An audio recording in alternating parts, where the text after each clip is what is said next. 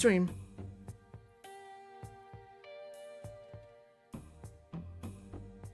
Thanks for being here. We are back, and we are going to continue the visual novel Undefeated. I took tomorrow off so I can rest my voice. I'm feeling good now. And I'm super excited. We're at the point of the story where things are about to get really intense. And I've been going about my day today, and I keep thinking about it and how excited I am to stream it. I've been having a lot of fun voice acting Undefeated. And I really want to do this visual novel justice because I just love it that much.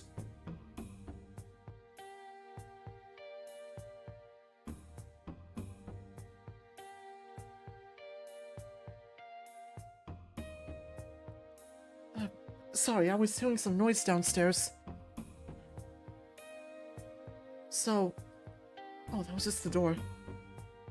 So, like, 2 hours in advance, I was going over my audio settings, making sure that everything will sound good. The noise gate is adjusted so that I sound pretty clear and I won't get cut out a lot. And I also did some practice sessions doing over a scene so I can make sure I really have the voices down for each character. I am aware that I'm not as consistent as I should be for voices, but I'm gonna do my best with that after this session especially. So, yeah, thanks for being here, thanks for supporting me, and, yeah, let's continue the story. So, I'll give you a brief recap of what happened before. Basically, we've become really good friends with Bruce. We've been doing more stuff with him. He's been helping with our training. And we had our fourth fight with him, which sort of went really well, but apparently the commissioner was not satisfied. And now they're gonna make us fight practically to... And he's practically making us fight for real next time. So, yeah, that's where we ended off. And now we are gonna resume Undefeated from this file. And looks like Bruce is feeling better after that fight. Alright, let's begin.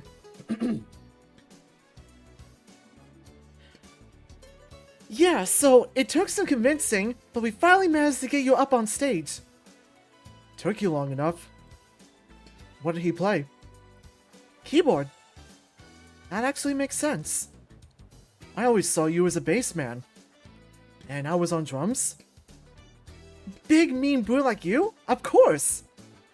Anyways, we're about to start playing, and one of the stage lights goes out. I was getting all pumped, and I looked up, and the light that went out was falling. I couldn't move fast enough, but Bruce dove in and pushed me out of the way right before it landed on me. You're welcome. My hero. He reaches over and hugs Bruce, the dino flexing his massive bicep with a cheesy grin. Don't sweat it, kid. I'll put it on your tab. I don't have a tab. What? First I graciously appear in your dream, and then I save you from a falling amp or whatever? And we managed to win first prize at the talent show. I was expecting a cut of the cash at the very least. I told you, we needed that money to save the rec center. There's nothing I could cut for you. Psst, I'll just kick the mayor's ass. easy as pie. Red was spending breakfast regaling his dream from last night to us. Apparently we had to form a band to save a rec center from some disgruntled old mayor. Here in reality, Bruce decided to join us for breakfast. But once he didn't even drag his friend group over to sit next to us. He's here on his own. It's pretty refreshing to be able to sit and chat unbothered by some random assholes. Kinda sucks you had me on drums though. Typecasting hurts us all. Don't blame me! Dream Bruce was a natural! I bet you did one of those cool stick twirly things. Actually, that sounds badass. Yeah, I'm kinda jealous. Maybe you can play drums with me. We can't have everyone playing drums! 3 drum sets would probably kick ass.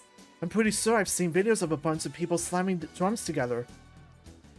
That's not gonna win us first prize in the talent contest! Maybe we can all do vocals and guitar instead. I could try to bang out the tunes on the keyboard if you want to swap. Why don't I get to swap? Because you got to do the twirly stick things. Now I can't stop thinking about learning how to twirl drumsticks. Any shot we can get some mail down here? Good morning, all. I'm excited to announce the next set of fights. These will be taking place next weekend. We all stop what we're doing. Another set of fights already? Theodore lifts off a number of fighters, 10 fights in total. So it's not just an emergency roster change. This is a whole card. And finally we have another challenge from the Heavyweight Championship. Bruce will be facing off against Alexander. Our fight was just last night, and we have another one scheduled in 2 weeks? Bruce and I share a look, then trudge up to the stage to do that whole song and dance. He doesn't give any kind of big speech, despite the crowd going crazy for him. I can hear a few people call out some questions, some of them directed at me. I think it's best if I don't answer them. I don't want to get tied up in my words, and I definitely don't want to get Bruce in any trouble. We make our way back to the table, and Redline looks nervous. Thankfully, the cafeteria's gone back to its normal amount of hubbub. Kind of a quick turnaround. No shit. Last night was the most I've been hit in a fight in a few months, and they already got you going again in 2 weeks. I thought it was supposed to be once a month. It's not supposed to be anything. But you heard the fights for the next card, right? We're not the only ones fighting against again in 2 weeks. And some of them will be fully healed by the time next Friday comes around. I thought the special medicine would speed that up. Bruce rolls his eyes. Sure, but their bodies probably aren't going to be very keen on getting pumped full of meds every week. They're upping the pace fast. More fights means more sponsors and more money. You can tune a car to make it perform better, but over time, that's going to burn through your engine. And if these guys don't get a break to actually heal... Red and I share a nervous glance. Are you going to be okay? I'm not sure.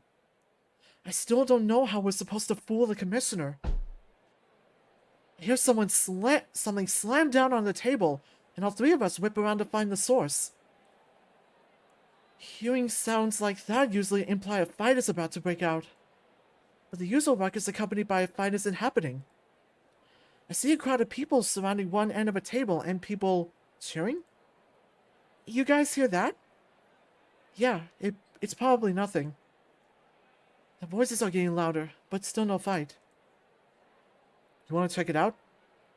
Might as well. We get up and deposit our trays, wandering closer to the commotion. Slam! Another set of cheers. The crowd is growing larger now. Oh. Cole is sitting at a table surrounded by a bunch of men, most of which are Bruce-sized, except for the man across from him. Oh, the rat from a few months ago. He and Cole are arm wrestling, with everyone else around cheering for Cole, it seems. Another slam. Cole jeers as the crowd cheers. The rat recoils, clutching his hand and wincing. Ha! What's that? 3-0? Yeah, it is. Can I go now? Whistling out of me already? Bitches like you always talk a big game. The rat grumbles under his breath. I didn't say anything. Picking on the runts again, Cole? Thought you had better shit to do. Hey, easy, Brucey. It was in self-defense. He was trying to steal my food. What else was I supposed to do? So you opted to hold hands with him? Real cute. Nah, just teaching the little creep a lesson. Like this! Cole lunges for the rat's hand, opting to slam it down again. He yelps out as it lands against the table and pulls away, stepping back from the table. Alright, looks like the pussy's out. Who else wants some? How about you, fuckhole? Cole jabs a finger towards Redline, who starts giggling. That's his nervous giggle, though. I step in front of him, but then Bruce steps in front of me. He's a bit preoccupied. You really like pushing the little guys around, yeah? Come on, man. I thought you of all people would know how fun it is. If they didn't want to get picked on, they should just prove it's wrong, right? Survival of the fittest and all. His lips peel into a sleazy grin. Bruce's face doesn't change. Sure, survival of the fittest. Bruce sits down, propping his elbow up on the table. Cole hesitates. Come on, Bruce. You want the whole crew to watch you get bodied? He just holds steady, glaring through Cole. His claws flex and relax slowly.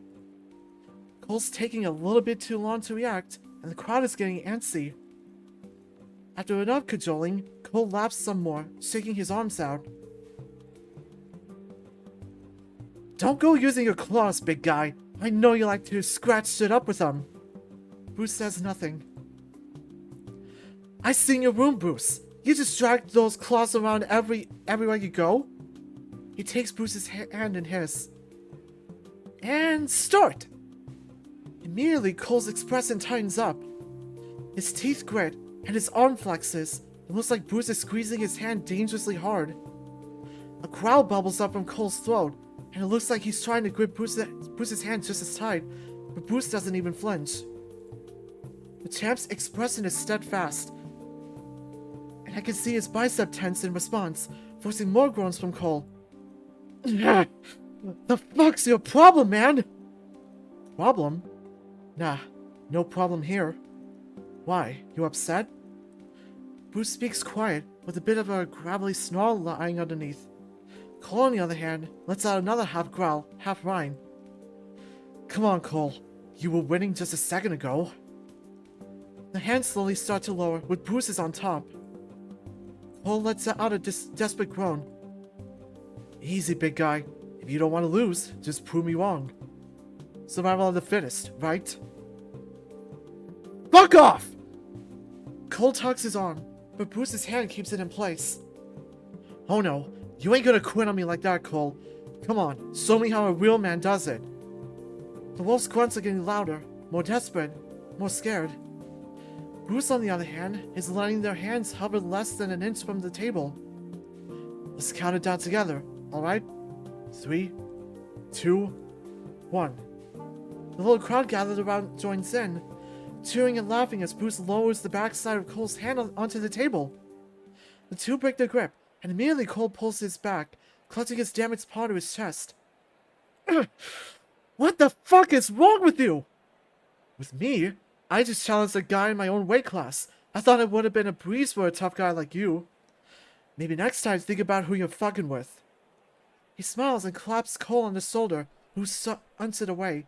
The wolf trudges out of the cafeteria, followed by a few cronies. Take that, you asshole! Bruce drops back down in his seat and claps his hands together. Alright, who's next? I'll try not to break anyone's hands. A few people cheer, but some others break off, separating to arm wrestle each other instead. A big dragon sits down across from him, and they start to go at it. Good, now we got some friendly competition going. That's fun to see. What do you think, Red? Redline has moved from behind to stand next to me as we watch Cole's destruction. He sips nervously. I don't know. I might just go. His voice trails off, so I reach across his shoulders to pat him gently. How about you and me try it then? Cole called him Buckhole again, in front of everyone. Might do him some good to get away from the crowd. I take him by the hand and lead him away from Bruce. We sit down at our table, but he still looks nervous. I lean in. We'll be alright. It's just you and me. His tail starts to wag. Good. Alright, you ready? My elbow props up on the table, and Red gets a cheeky smile on his face. I don't know, Zan. Bruce wouldn't have been able to handle me, so this might be dangerous for you. See, I was going to say the exact same thing. I'll be a warm-up for you. He takes my hand. My face gets hot. Do you know anything about, like, professional arm wrestling? I think they have some kind of gripping rod or something. Maybe we can just hold on to the table. Zander, I never thought you would stoop to cheating. I'll need all the help I can get against you. We laugh, and his giggling traits out. It's infectious. We'd been holding hands for a little bit. Maybe we should start. Ready? Yeah! And go! We both start pushing our hands down at the same time. I don't want to give it all I have right from the start. I need to pace myself. Red's also grabbing onto his edge of the table, his toned arm flexing in hopes of taking me down. He's really strong. I've known that from how often we train. He's a menace on the mats.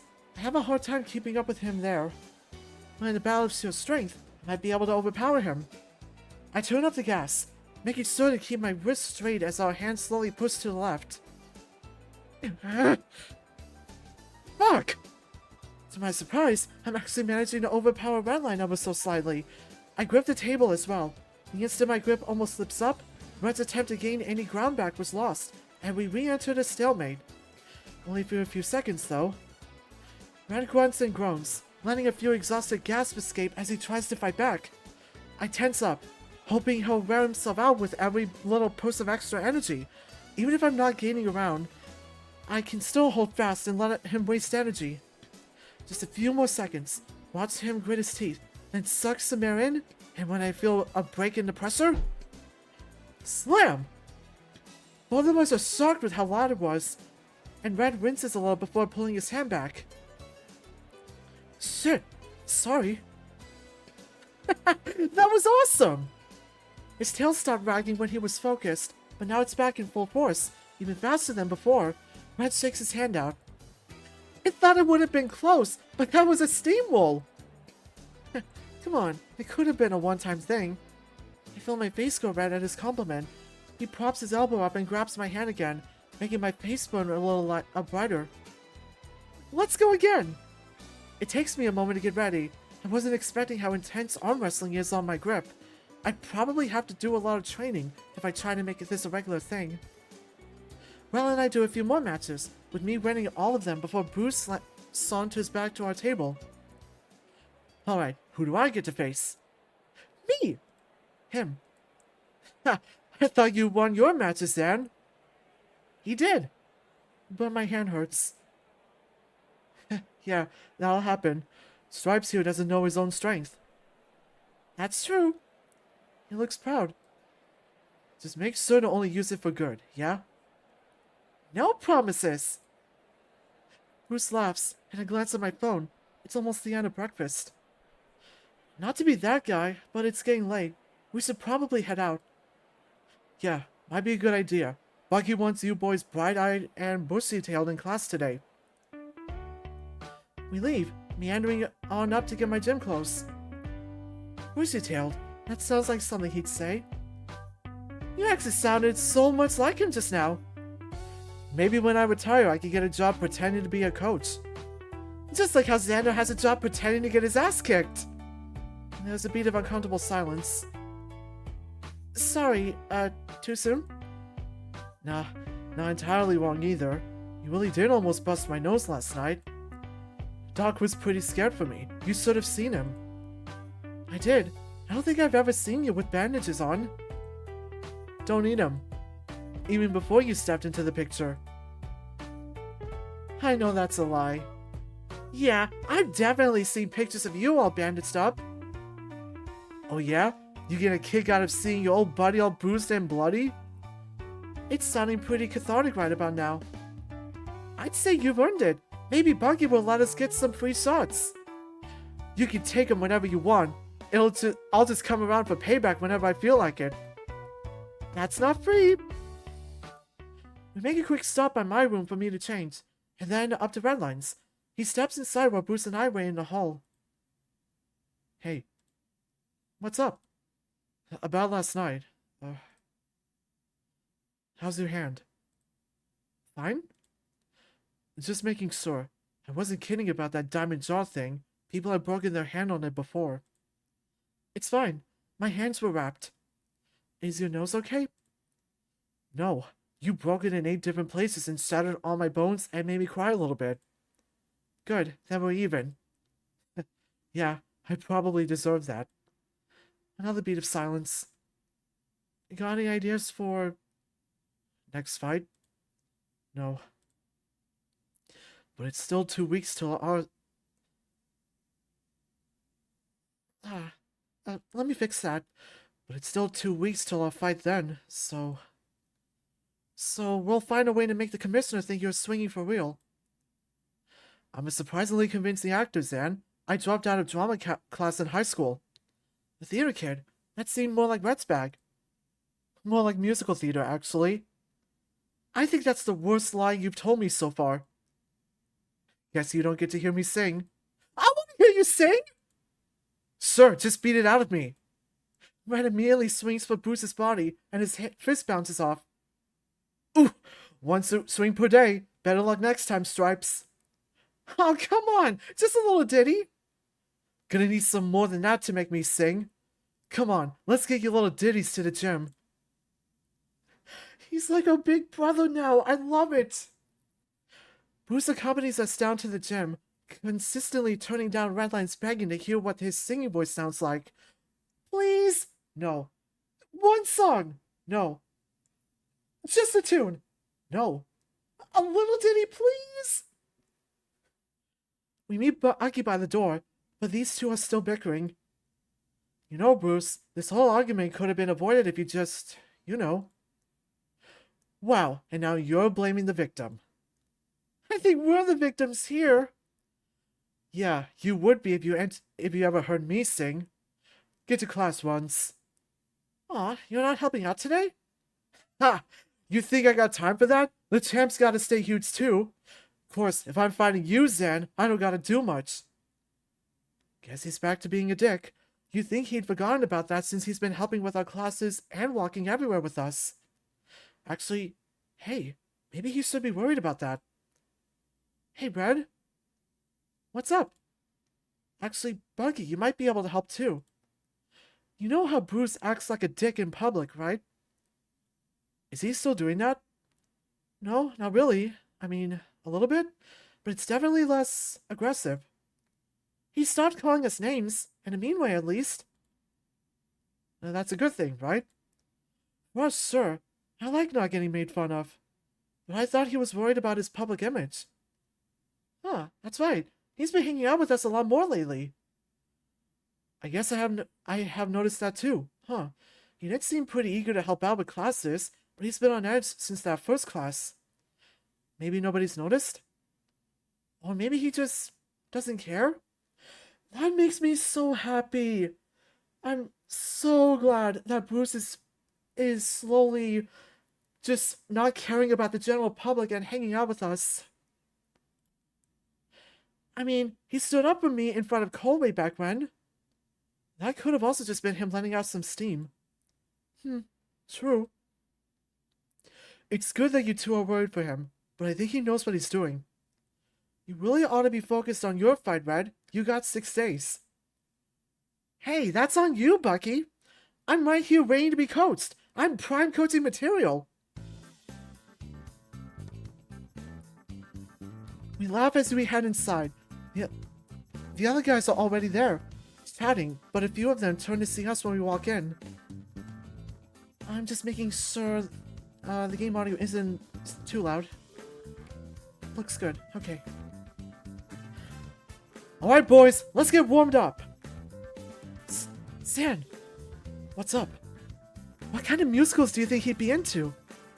Bucky? He doesn't seem like the musical type. No, Bruce! Oh, I guess that's kind of a hard question. He said he was a theater kid, so that'd be high school. Something kid-friendly? I don't know, Zan. We did some wild shit in theater class. Oh yeah? Did your play have a cuss word or something? Heavens no, that'd be unthinkable. We chat for a bit as one of the other classmates moved closer. Hey. Hi. So, like, is your boyfriend not coming today? Both Ren and I exchanged an uncomfortable glance. Not sure exactly. Who? I'm talking about Bruce, dumbass. The chill runs up my spine, so they did notice. He probably got tired of choking you out. How many times did you tap to him last week? Redline snickers at that, but a few other classmates step up. Yeah, whatever. Just be careful around the yin, dude. I turn to face him. The fuck's your problem? Hey, I'm just saying, it's a good thing you don't have to share a room with him anymore. He probably would have tried some gay shit while you were asleep. I shoved the guy hard enough to force him on his ass. Small commotion breaks out, but Bucky steps in as soon as he notices. Mick! Take a walk! Now! Everyone goes quiet. The lynx grumbles and stands up, baring his teeth in Bucky's face. What the fuck? Why doesn't Alex have to walk? Because he's not the one taking pot shots, Mick. Go cool off. My heart is pounding off my chest. I'm not scared of these guys, but I'm scared of what they'll do to Red. I'm angry about what they've already done to him. I wanted to swing at him. Mickey grumbles for a second, then storms out of the gym. Bucky glares at the rest of us. Anyone else got something to say? Warm-ups. Now. They reluctantly get back to work. I turn to Redline. You okay? Yeah. This is getting really old. It's bullshit that they just get away with it. Bucky pulls us aside and lowers his voice. You boys alright? A little shaken up, but sure. Is anything gonna happen to him? I'll give him a write-up, but I don't know if it'll go anywhere. And hey, Zan? Yeah? Try not to be the one swinging first. I know you were protecting Red, but if anyone else sees something like that, they're gonna get you in trouble. So I'm just supposed to let him talk shit? No. I'm on your side here. I'm just saying that other people might think that you started it, especially if they didn't hear what he was saying. I know you weren't provoking him, but maybe we could work on controlling our actions. Me? Yes, you, Zander. There are 8 of them, and 1 of you. Even if you're picking a fight for the right reasons, you have to remember that you're only one man. Bucky puts a hand on my shoulder. It's very brave of you to step in for Red like that. But at the very end of the day, I need you both alive, okay? I know that a lot of people aren't as forgiving to us. You know? Yeah. I know. He pats me on the back. Thanks, Zander. I'm still mad. I can feel it bubbling inside me. Take some deep breaths. In and out. Bucky's giving Redline a little pep talk. He looks tired, but not as dejected as he normally does. Maybe this is normal for him already? That's stupid. He shouldn't just accept that it's going to happen. But maybe it's going to at least be emotionally prepared for if it does happen again. We can't control what these guys are going to say to us, but we can at least be prepared to handle it. And Bucky's right. I could take one of those guys if they piss me off, but in a group like that, I have to play it smart. Play it safe. For both our sakes. Class goes on, with Bucky giving Redline a little more attention, given that his fight is coming up in a few days. He is understandably splayed out on the mats. Let me try it again. He is, understandably, splayed out on the mats, completely exhausted. The rest of the men are already chatting idly, shuffling their way out of class. Bucky approaches. Alright, ready for our one-on-one?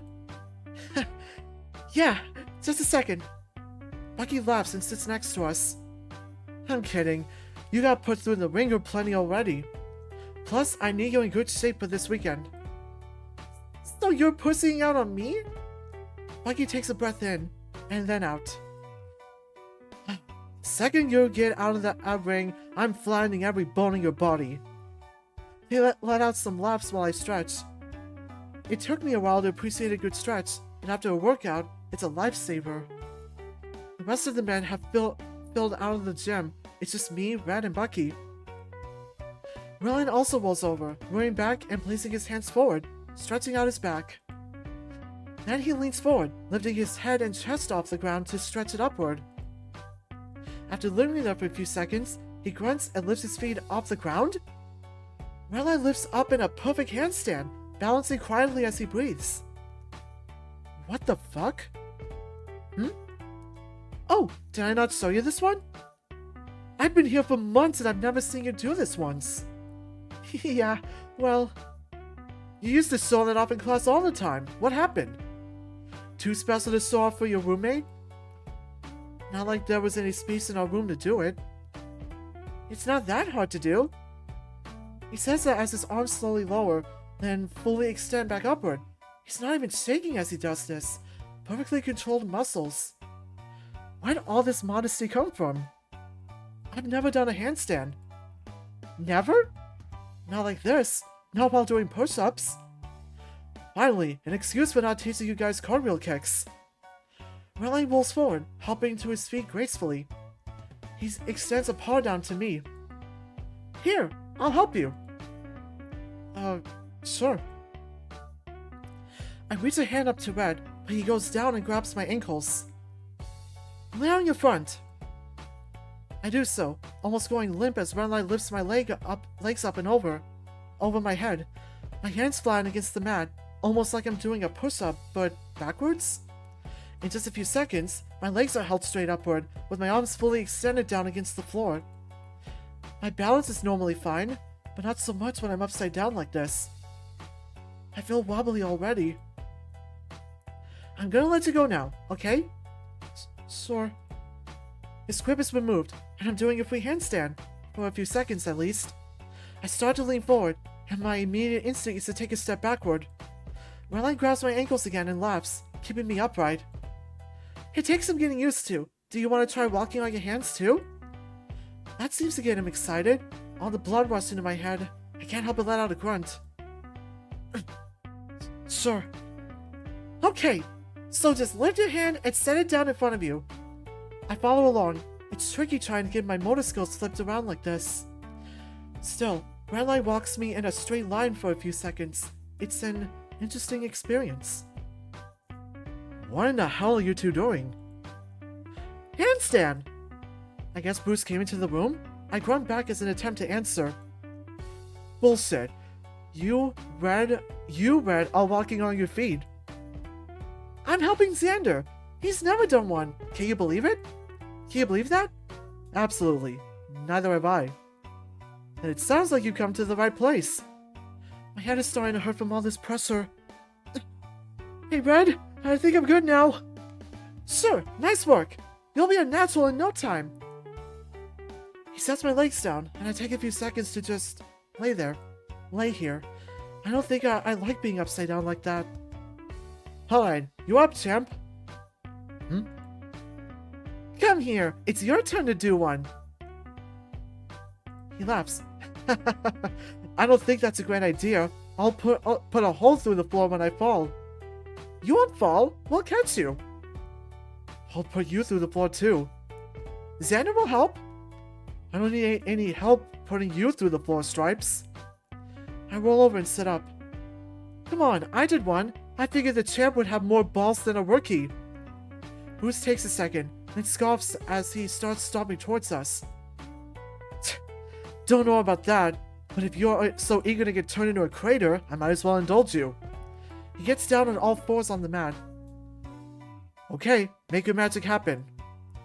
Red grabs Bruce's ankles and tries to lift him. Okay, so just... Can you maybe just roll forward like a somersault? Hup.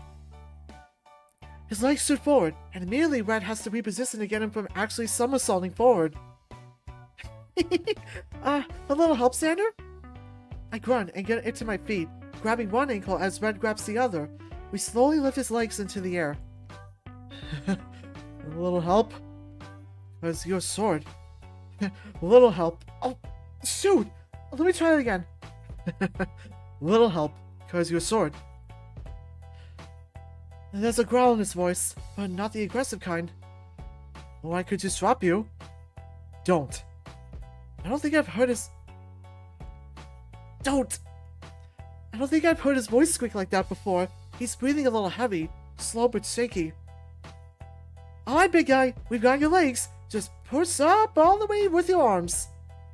It takes a second, but Bruce fully lifts himself all the way up with both arms. He's really tall already, and with his arms fully extended, both Redline and I are grabbing onto his thighs to keep him steady. You're shaking a lot. I know that! Are you scared? No! 300 pounds is a lot to hold up this high! Yeah, you're like 8 feet tall. 7! Well, when your arms are extended like this, we're gonna let go of your legs now, okay? Fine.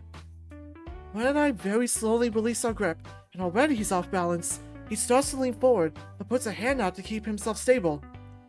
We try to get a hold of his legs, but he keeps walking forward on his hands.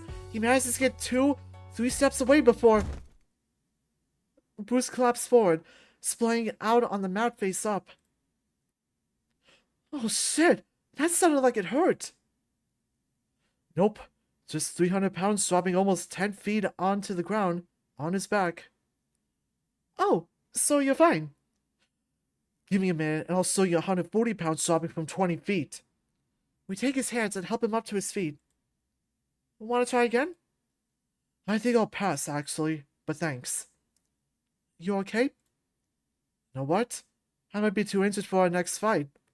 Hey, maybe that could solve our problem. Either one of you guys want to try breaking my leg? No thanks. Smart answer. He ruffles Redline's hair. Let's get out of here. Catch you tomorrow, coach? You know it. Red and I got a lot of work this week. And I'm gonna pretend that I didn't see your little gymnastics attempt there. Also very smart. We say our goodbyes to Bucky and wander out of the gym. Don't let that get you down, big guy. You can come back and practice tomorrow. Yeah, I don't... I spot Cole stepping out of the gym next door. I guess he spots Bruce, and Bruce must see him too, given his sudden silence. Cole glares at the three of us, and starts walking the other way. I don't think I'll be doing that again anytime soon. But hey, thanks for trying to break my spine, Stripes. He chuckles and pats Redline on the back. But you gotta make sure you're ready for your fight this weekend, alright? No more handstands. Please, I've been doing those for years. I could win the fight walking on my hands.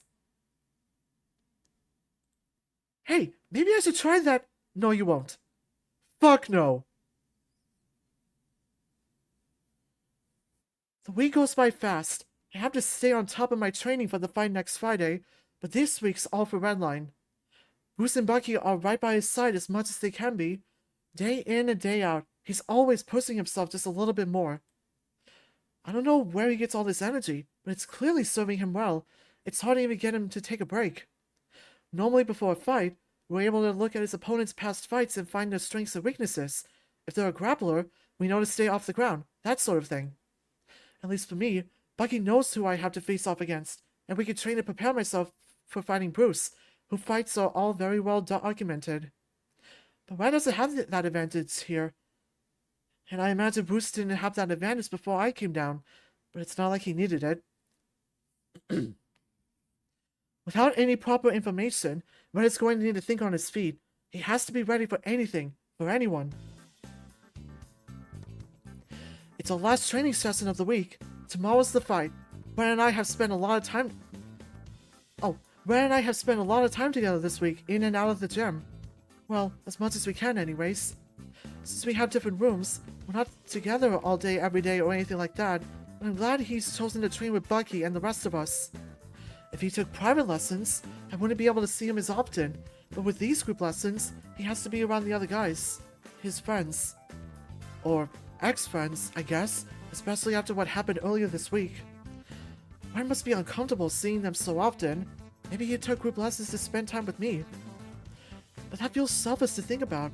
And I hope he didn't make the decision that way. I don't want him to put himself through teasing just for me. Or maybe it's selfish to even assume I'm important enough to him for him to consider making himself uncomfortable. I need to get that out of my head. Training. Focus. Yes. Alright boys, hit the showers. We're done for the day.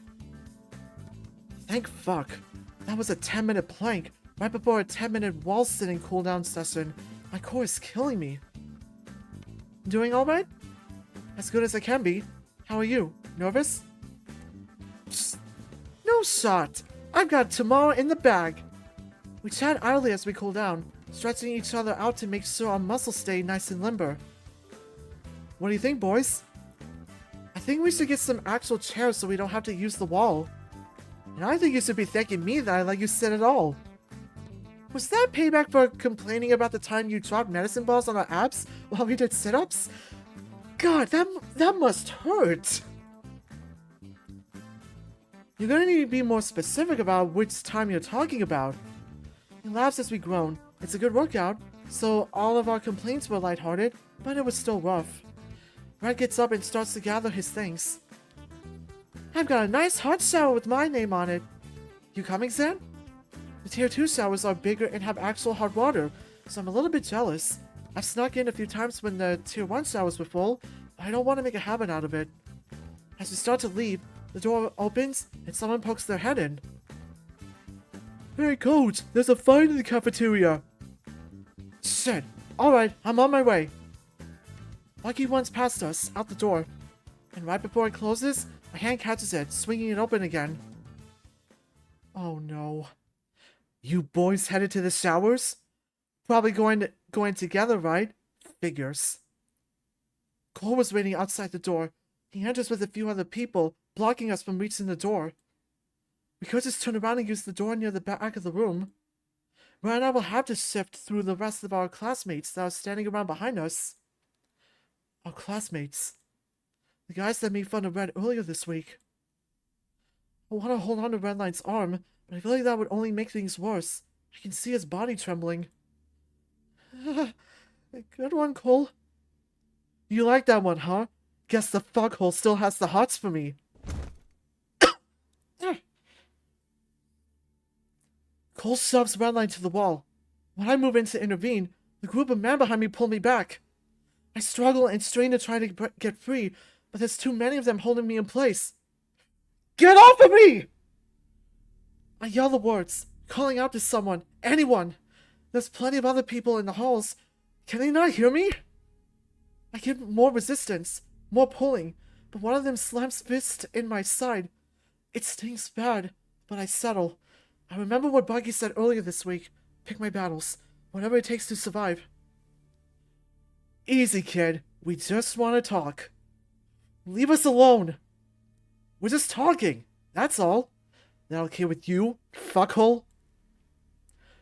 Redline's ears are folded down. He knows better than to try and make a break for it. Who knows what they'd do to me if he tried? Cole, I don't want any trouble. I don't either. I just want to know what the deal is between you and Bruce. Bruce? He knows. Of course he knows. Bruce has been sticking his neck out for us for a while now. Redline hesitates, looking away from Cole. A deal? We don't have a deal, or, really? Because ever since he started hanging out with you two fags, he's been a real fucking asshole! He's probably still sore from the arm wrestling thing the other day, but when he yelled that word, I felt a chill go down my spine. So what's going on? Huh? You letting him hit in and now you're all best buds? I got in with the top dog here, okay, pup? I'm not gonna let some little freak like you ruin that for me. Hey, Cole! I'm sorry if I... Hey, Cole!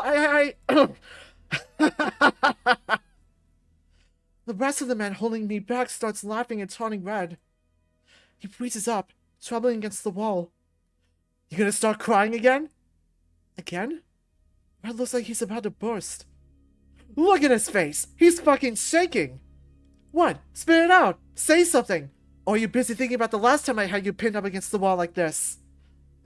No. You should have seen him in class the other day.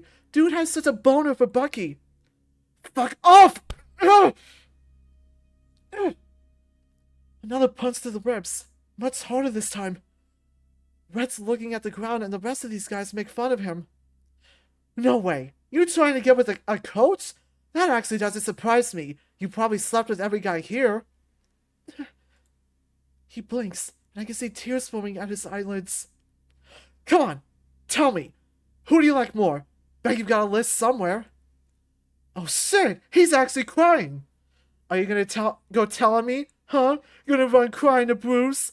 Or maybe you'll go tell Daddy. 'Cause I know he fucking runs the place. He wishes, dude. He doesn't have family anymore. No. I writhe in my shackles, taking the punches as I try to get free. It hurts, but I can take it. I need to stop this. Huh? They died or something? Nah, they dropped his ass for being a faggot.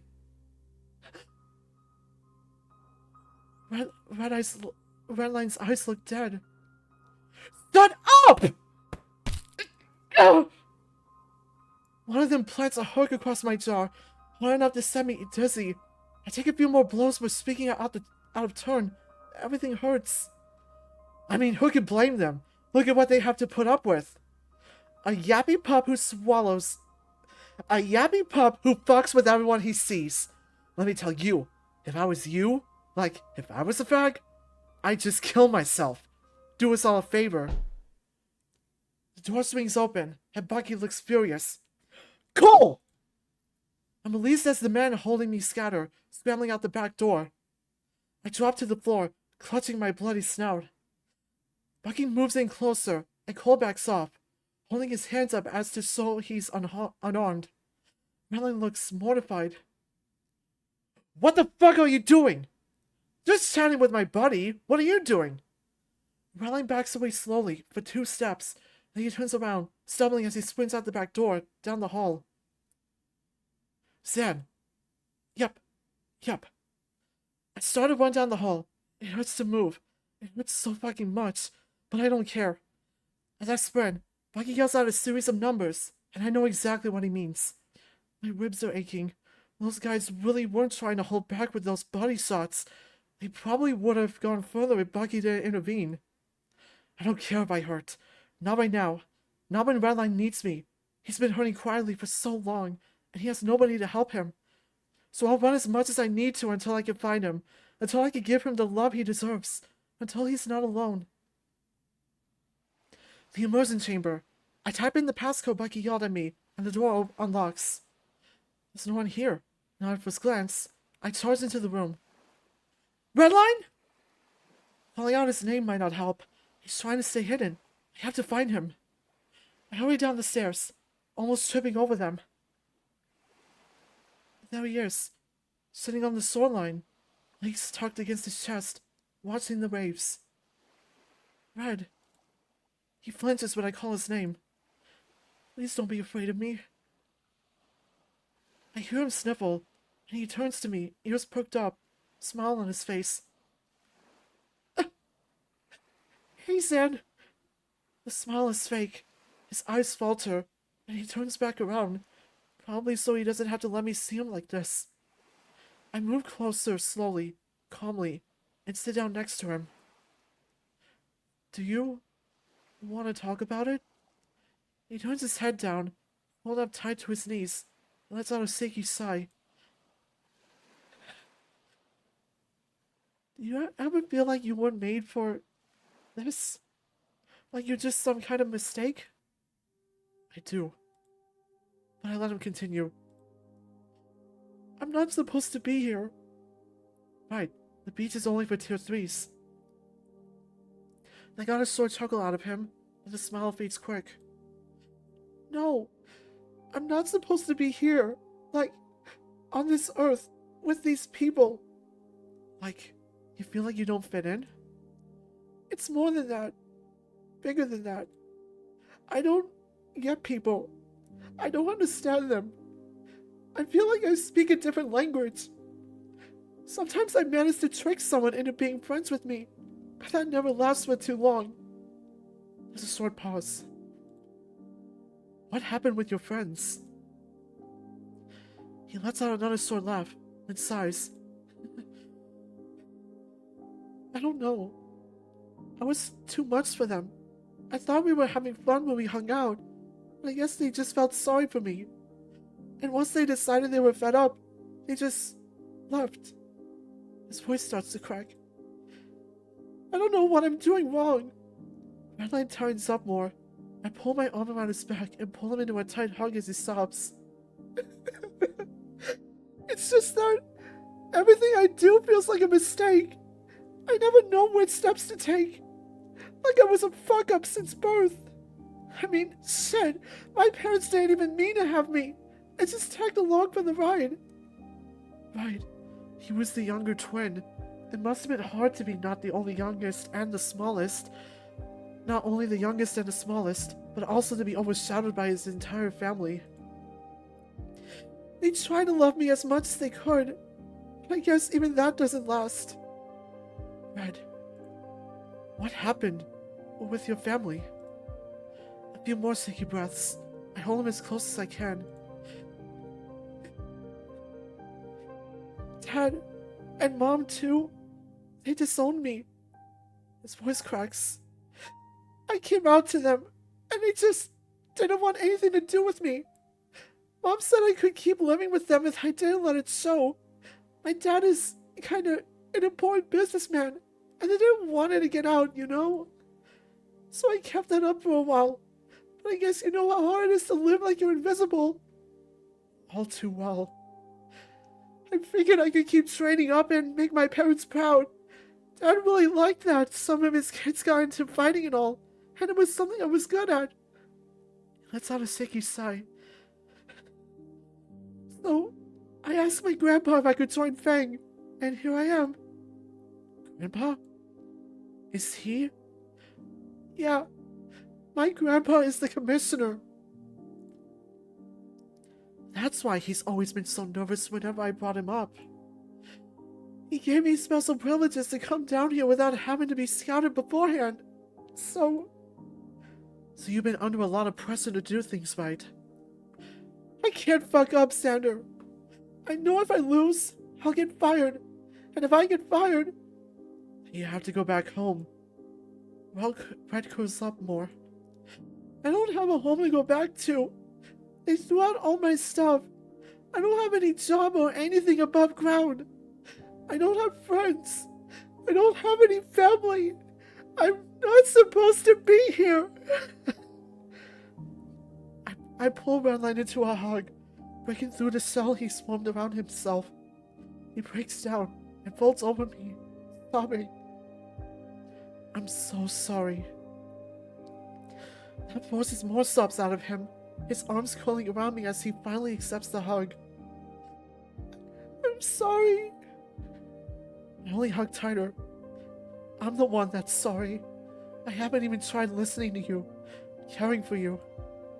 I've been such a horrible friend to you, Redline. The least I can do is be here for you now. Please, don't apologize. You don't deserve any of this. I'm here. You have me. You have Bruce. You have Bucky and Drayden. We're not going anywhere. I promise.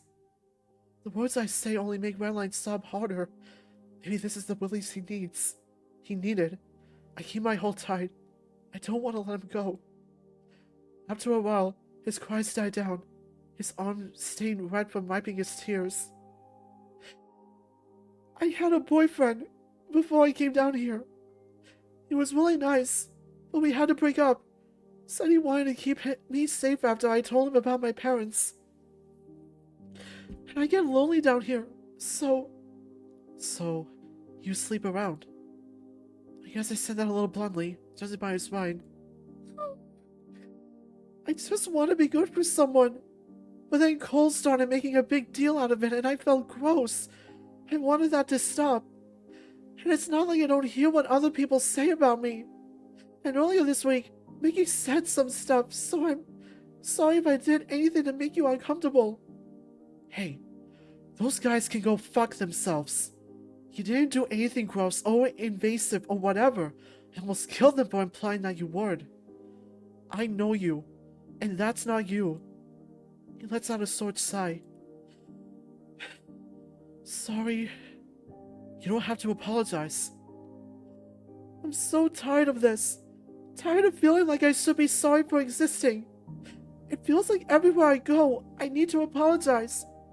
You, Bucky, Drayden, Bruce, I can't stop wanting to apologize. For what? I don't know! For me! Because they got stuck with me! Some gay, autistic freak!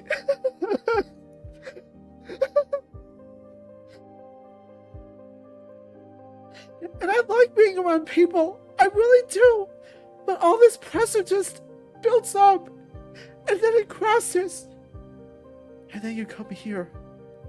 He looks uncomfortable. You like the beach a lot. Whenever we were kids, my parents took us to our grandpa's beach house a lot. We had some holidays there. A lot of summer vacations. Grandma was sweet. I miss her. That was before I knew I was gay. This stupid kid. But I was able to be happy. Maybe things were better that way. I'd still have a family. You'd rather have parents that don't love you? Redline looks away. I don't know. He takes a handful of sand and lets it run through his fingers. It felt real, though. The sand collects on the ground. He clenches his empty fist. My whole life, I thought that no matter what happened, I'd still have them. I wanted them to love me so much. But I guess I have to grow up at some point. He sniffles and shakes his head a little bit. Sorry. Thank you for coming up to me.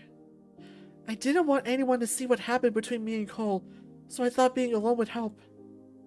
Are you okay? They hit you pretty hard. It's nothing I can't handle. You hit me harder in our first day in class.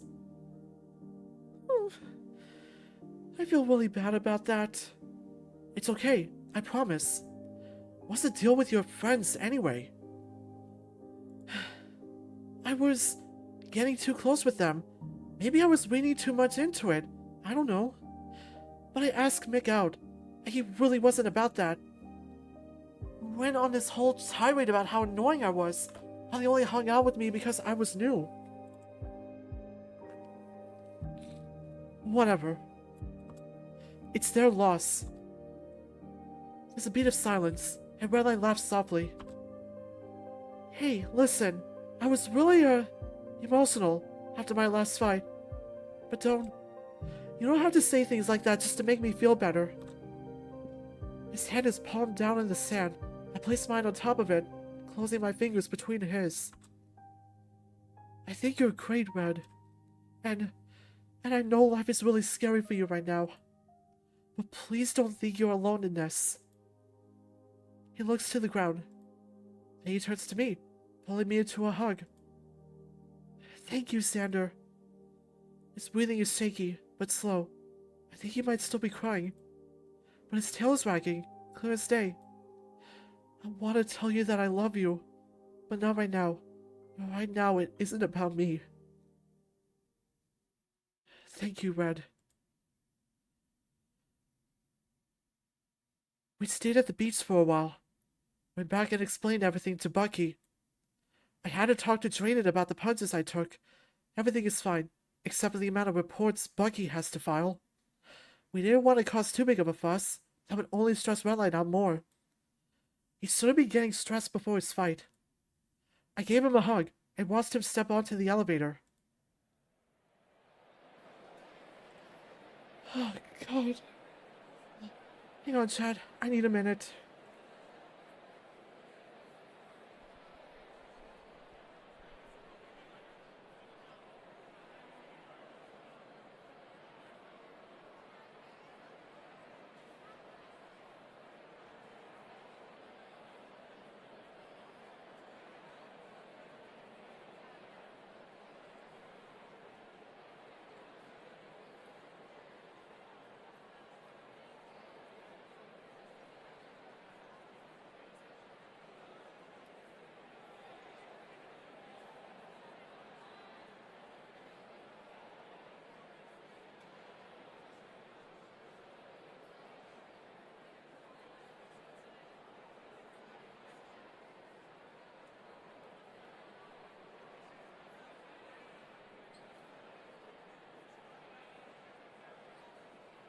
Okay, I'm back. I'm okay. Those were real tears, by the way. Alright, let's continue. The viewing room is filled with as much frat boy energy as it normally is. Bruce has already taken his seat, leaving one next to him open for me. Hey. Yo. Anything interesting happened while I was gone? Just some commercials. Had to yell at some of these clowns fucking around up front. Dumbass almost broke the TV. How was Red? Nervous? He said he wasn't, but probably. He seemed quieter than normal. After what happened yesterday, I'm not surprised. You still gotta point those guys out for me so I can rip them a new one. Bucky already dropped a report, and I'm gonna drop them. Cole too, getting really fucking sick of him. You think he's jealous? What, have you guys? You have been hanging around us a lot lately. Yeah, and? I can have friends. Doesn't give him an excuse to be a bitch to Red. Oh, I feel like the other guys put him up to it. Probably didn't help that you kinda embarrassed him in the cafeteria earlier this week. He should have thought twice about calling Red out specifically. Next time I see Cole, we're gonna have a talk. Just try not to do it in public. Nah, I'll set us up in the ring, see who Red wants to watch. Fuck, Red might actually really like that. That sounds like a great time. He'll probably try to join in. Red can find me in the ring only if he can drag Cole's unconscious body out of it. Don't tell him that. He'll do it.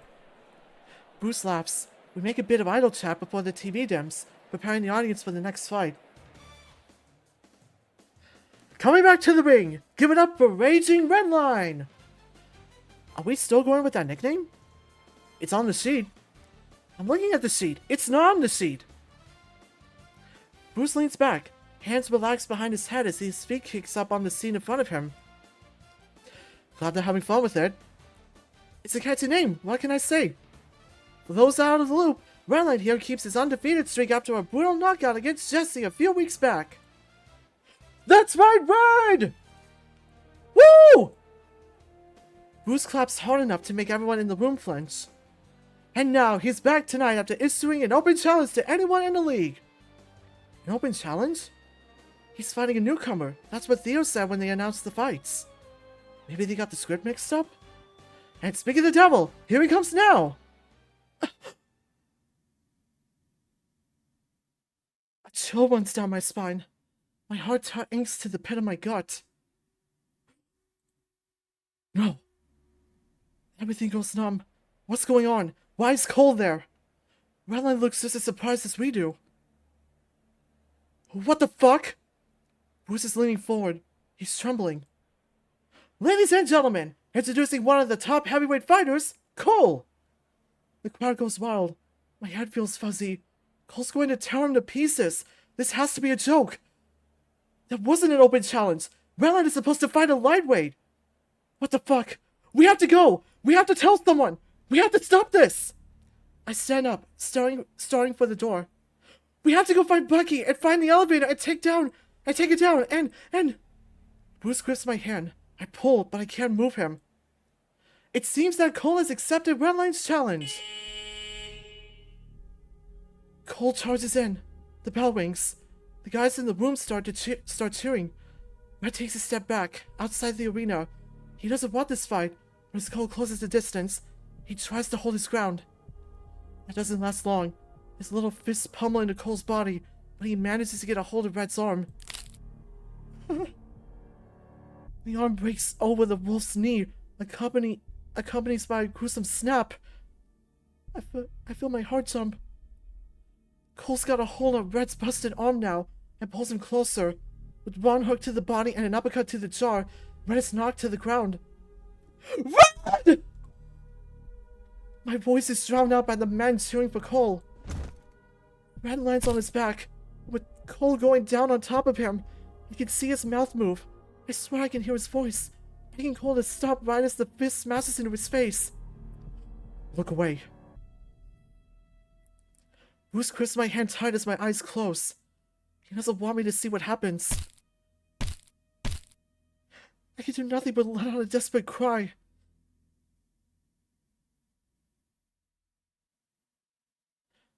38 seconds. That's all it took. Well, no, that's not true. The actual fight only lasted for about 8 seconds. By then, it was clear Cole had no intention of stopping, and it took another 30 seconds for the security guards to ride the elevator down. It took 2 guards to pull Cole off. One of them had to use a stun stick just to make him stop. Bruce wouldn't tell me what the end of the fight looked like, but the man in the room made a big deal about how much blood there was. 38 seconds. That's all it took. That wasn't even the last fight on the card, but Bruce and I left anyway. We should have left earlier, but I think Bruce wanted to see for himself. I still don't know what happened. Ryder was supposed to fight a newcomer, a lightweight. Oh, is this another one of the commissioner's lies? Did Cole set this up? Who knows? I feel dizzy. Bruce is going down to find the commissioner. I'm going to meet Red halfway in the med bay. I want to see him. I need to see him. I don't want to remember him with fear on his face. I need to see him happy, just once, just to know everything's okay. Everything's okay. I need to keep telling myself that. The med bay is busy. I guess it would be on a fight night. Right away, I hear a crowd of people shuffling along with a hospital bed. That has to be him. I run to him. He's covered in a sheet. Why is he covered? There's so much blood on the sheet. Red. I follow the bed as it moves into a room, only to be held back by a big doctor. Out. Doctors only. I need to talk to him. You saw the fight, right? He'll be lucky if he ever talks again. If you want to improve those odds, then don't get in our way. Please, I just need a minute. The doctor sighs, putting a mask over his face. Milo, come get your little project. He trudges into the room as Drayden comes jogging down the hall. Zander. I dive into him, hugging it against his body. I need the warmth, the comfort. I need something to keep me here. His arms wrap behind me, and I start sobbing. There's nothing to hold back anymore. I don't think I could if I tried. Please tell me he's going to be okay. I don't like how long it takes Drayden to give me an answer. Let's go to my office, Zander. We wander through the halls for a few seconds, and I take a seat on the bed there. Drayden hands me a box of tissues. I didn't see the full picture, but I saw enough. Is he alive? Yes. He has a pulse, at least. But Cole did a lot of damage, Zander. What about the medicine? The magic shit that healed me. It doesn't work like that, Zander. That speeds up the healing process, but it can't work perfectly if something is shattered or detached. I feel like I'm going to throw up. If he pulls through, he's going to need a lot of work. I'm sorry, Zander. He has to. I know. I can't fucking lose him! I shouldn't have yelled.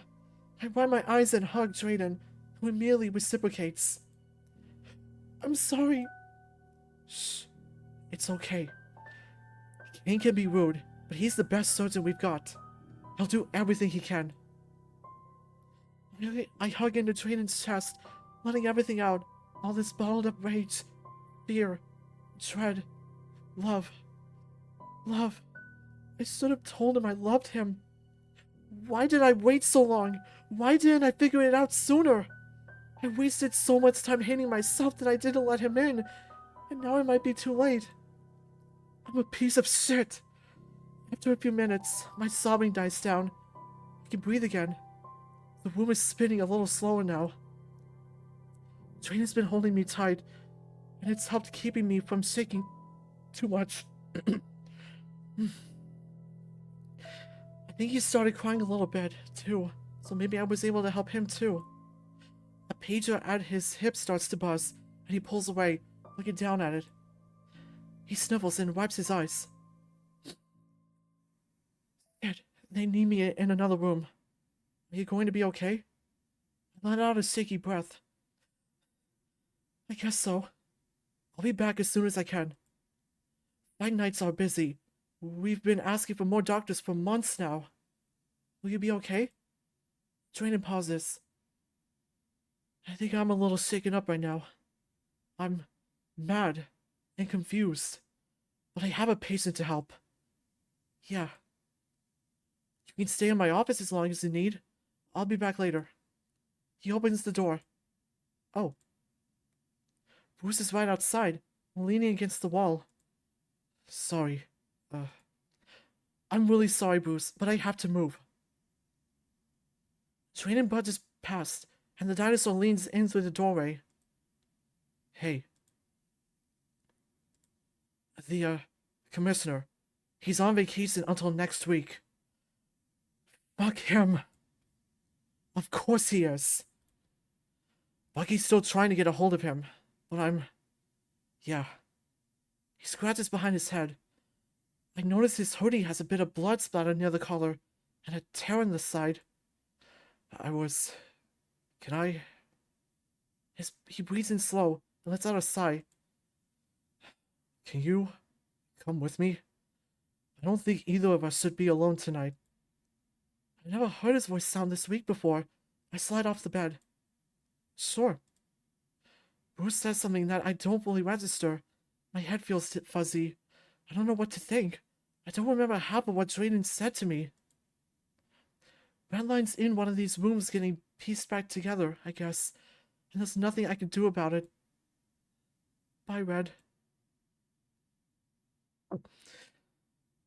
My legs carry me as I follow Bruce back to his room. Neither of us try to say anything. Thanks. You can sit wherever. I'll get you a drink. I float to the couch.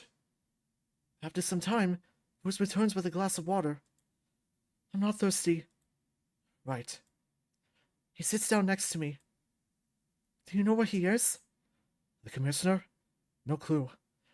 All his guards told me that he was out for a week. You didn't hear anything else? Nothing from doctors, or... No. Did Drayden not... I shake my head. My eyes are already starting to wet again. Said if he pulls through, he'll... God, if... I hunger forward, sobbing into my hands. If... There's a chance he won't make it. There's a chance he's going to die tonight. Every time it comes through my thoughts, it settles a little deeper. I might not ever see him again. What did I do wrong? I could have kept him upstairs just a little longer. Maybe he would have been late and had a chance to escape. I could have run and stopped the fight once we saw how much danger he was in. I flinch and stand up, backing away from the couch. Bruce tried to pull me into a hug. I wasn't expecting his rough scales dragging across my back. He looks guilty. Sorry, Why did you stop me from leaving the room? What? When we saw Red, the fight, I wanted to leave. I told you to look away. But you didn't want me to leave. Zan, what could you have possibly done to stop it? I don't know! I could have tried to get down there! And then what? Get past the guards? You think Bucky wants to lose two of you in one night? I lose balance for a second. You could have done something! You think I didn't try? Bruce stands up off the couch, his fists so balled. Anything would have been better than just sitting there watching! What else could I have done, huh? Give me some answers, Dan. I'm dying to know. He's practically yelling now. Fuck you! Fuck you! I'm waiting! None of this would have happened if you didn't make Cole look like an ass! What? I was protecting Red! And look where I got him! You were there yesterday, Bruce! Red was crying! Well, fuck! I'm sorry I stood up for my friend! Though it's better than how you've been treating him since you got down here.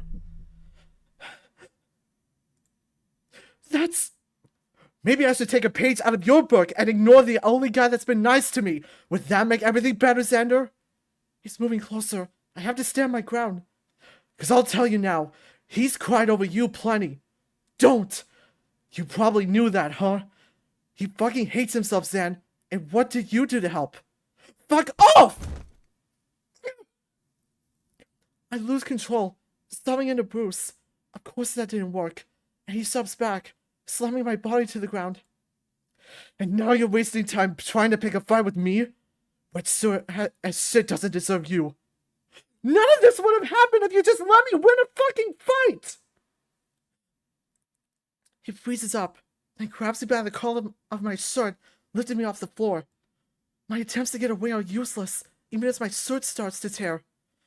What the fuck are you talking about? If you just let me win, then I wouldn't have to fight you! You could have been fighting Colt tonight! I could have been fighting Red! He wouldn't be dying in the fucking medbay right now! You don't know that! What the fuck do you know? It's your fault he's dead! Oh! My body goes numb for a second. The pain doesn't even fully register. I try to suck in air, but nothing comes in. Bruce slammed my body into the wall, his massive form towering over me as he bares his teeth in my face. He's going to kill me. He says nothing, panting as he strangles me.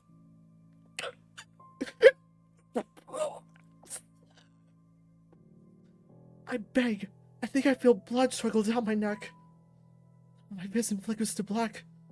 The last thing I see is Bruce's face, staring razor blades through me.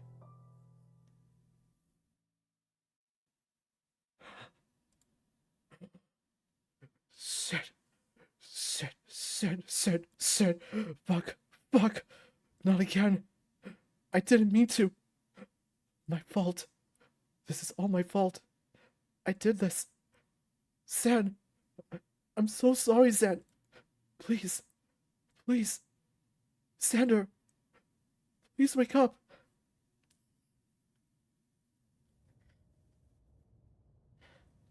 I've been here before. Different circumstances. I haven't been back in this house in a long time. I wanted to forget what this feels like. I thought I had that chance. But this time, this is worse. You didn't deserve this. Not you. And not Red. I never thought I would grow up to be a killer. I was a pretty happy kid. Stupid, but happy. That's probably better than the alternative. I wised up quick, though. Happy solstice, sweetie! This one. This one's special. It's huge! Your father wanted to surprise you. I always thought big boxes like that were just some fake shit you saw on TV. It was too narrow to fit a puppy inside of, and definitely too small to be a bike. Oh! A BB rifle. Cool. Yeah? You and me can go hunting sometime. I'll take you out back and we can shoot a few rounds. Okay. It's every 10-year-old's dream to kill animals. Thanks, Dad. Who the fuck gets their kid a gun for solstice? But I have to fake it. What do you say? Thanks, Dad. Maybe now you'll quit getting picked on at school. God, that's fucked up. I don't know how to respond to that, even now. Yeah. They talked about something while I looked to the TV. The local news had a huge church choir singing carols. It was beautiful. Harmonies flowing in and out, bubbling beneath the surface while the melody soars above it all. If I didn't know any better, I'd probably have been moved to tears. I wanted to sing in a choir like that, maybe even do it on TV. I could get rich and famous, then my parents would be proud of me. Dad got off the couch and started for the door.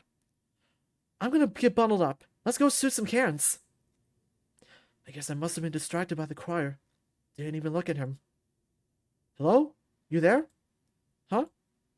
Repeat what I just said to you. I'm sorry, sir. I didn't hear you.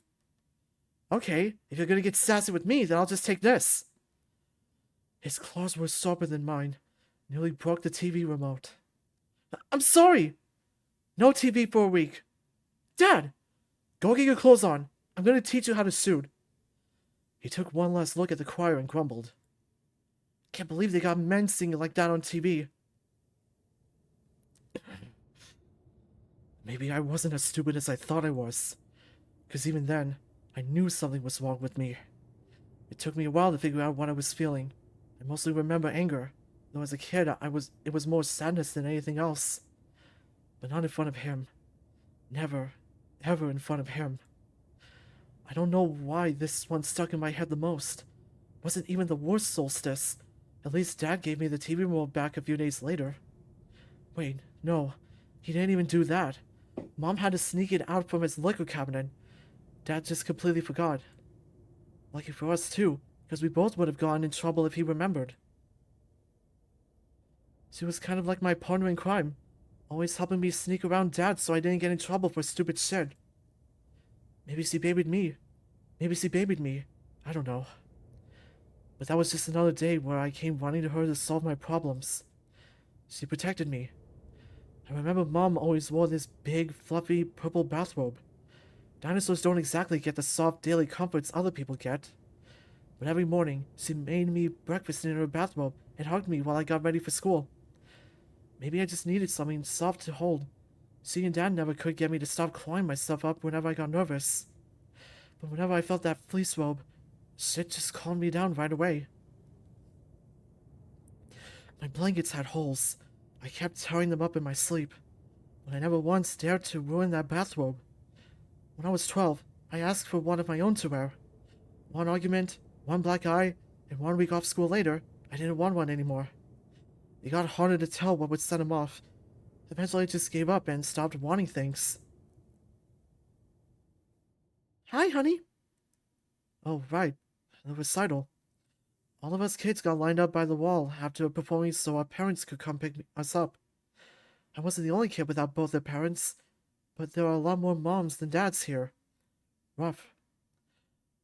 My mom took a while to get to me. Not really her fault. There were a lot of people, and I was all the way at the end of the line. I got used to being the black sheep at this point. The other kids were scared of me. Though, in their defense, I was pretty big for a middle schooler, so... Mom gave me a hug. It's nice to see someone that likes me for a change. Did you like that? You did wonderful, Brucey! I thought I did pretty well, too. I was the only bass, so I lay low underneath the rest of the voices, and not many people really noticed. It's important to have a good foundation to support everyone else. Was Dad able to come? Oh, honey. It was obvious how my dad felt about me joining a choir, but seeing any proof of it just made me sad. And then, when I hit puberty, I stopped getting sad and started getting angry instead. Dropped out of choir. Started getting into fights. Principal recommended I get an outlet for my anger, so Dad signed me up for MMA lessons. I think he was finally proud of me. Not that I was doing any of that shit for him.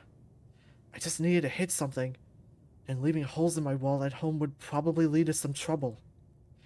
Mom wasn't exactly stoked about me joining a gym, and I don't know what to tell her. By 15, I was already about my dad's size. It's tough going through school with the dexterity and social graces of a 45-year-old alcoholic. 3 years later, I was on track to barely graduating high school. I still hadn't finished growing, and even though the MMA lessons were going well, I wasn't exactly a desirable sparring partner. Whatever. I figured something was gonna change soon. Welcome home. Hi. I was worried about you. Did you walk home? It sounds like it's really coming down. It sounds like it's really coming down out there. Yeah, I missed the bus and I'm soaked. Detention again? Yep. Are you going to fill me in on what happened this time? I don't want to piss you off. Well, just get dried off before your father gets home. Don't want him to... What? Nothing. Don't worry about it. I wish he'd at least look at me. For fuck's sake. Even Dad looked at me when he thought about beating my ass. Oh, right. I need you to sign my report card. Just leave it on the counter. Well, I don't want to forget it, so you should just sign it now. I'll sign it later. Go dry off. Why the fuck won't she look at me? Mom. I grabbed her shoulder as gently as I could, but she flinched away. She turned to face me. Where is he? Bruce, honey, it's not... Where the fuck is he? It was an accident! I should have seen this coming sooner. He hit me whenever I pissed him off, so when I saw her with a black eye, it all just sort of clicked. And I guess, looking back, I should have done a better job of taking care of her in this moment. I could have held her and comforted her. But turns out, I'm really good at being angry. After all, I'm just a big fucking monster. The door slammed. My heart jumped. But Mom looked horrified. I told myself that I would end this right now. You got 10 seconds to get the fuck out! I know you aren't talking to me like that. Honey, please, let's just talk. You aren't gonna put another hand on her. I don't know what the fuck you're talking about. Move. He brushed past me and started walking up to his bedroom, bottle of beer still in his hand. He reeked of alcohol, like usual. Hey! I followed him up and tried to pull his shirt back. Get the fuck out! Fuck off! It was Honey! I don't remember what happened. Dad fought back. He hit hard. I lost control. I don't know. Jesus! Fuck! Mom! Mom tried to come up and defuse the situation. In our scuffle, she got hit. Maybe it was me. And maybe it was Dad. She fell down the stairs and hit her head on the corner of the railing. She was bleeding bad. She wasn't moving. I don't know why I turned my back to him. As soon as I did, he kicked hard enough to send me tumbling down after. My body fell next to hers. I was too mad to notice I broke a rib. There you go. Mama's boy gets what he wants. You feel good about making a scene, shithead? This is my house. I don't know where you get that attitude, but it's about time you start showing me some respect. He stumbled down the stairs, mumbling. Stupid bitch trying to get in my way. Ugh! He tried to kick her body. I got in the way. He just kept kicking. Don't know what he did to deserve it. Or maybe he decided I was a better target. Who knows? I'm fucking useless. I'm a shit son. Everyone's scared of me. I have no friends, no prospects. I've been training for years, and I can't even keep my mom from getting hurt. Every kick into my ribs only made the break worse. But I knew I couldn't move. I made a promise that this stops now. He's not going to hurt her any longer. After a while, he must have got tired. Or bored. I don't know. He smashed his bottle over my head for good measure. At least my thick skull is good for something. Don't ever pull that shit in my house again! Got it? I was still clinging to my mom, kinda hoped he'd just leave us to die. I remember tasting a lot of blood. I didn't raise my son to be a filthy fucking faggot!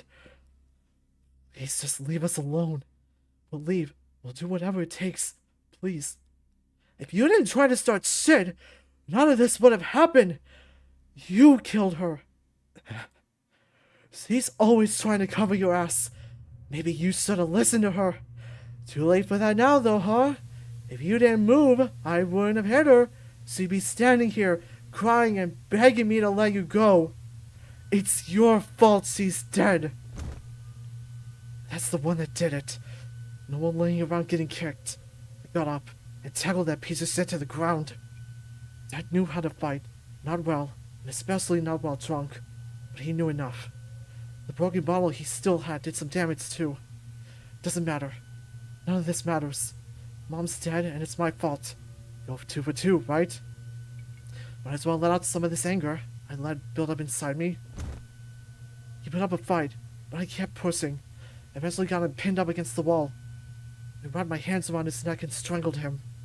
He swung, stabbed, clawed at me, but nothing he did could stop me.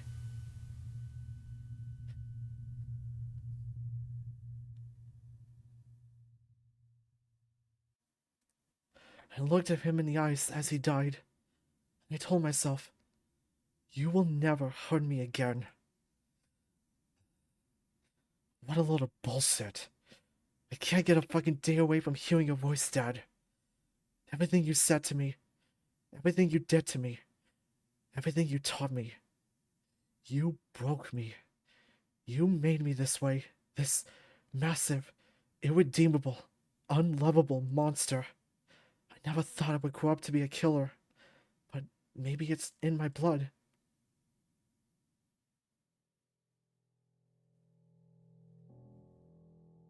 My head hurts. My neck, too.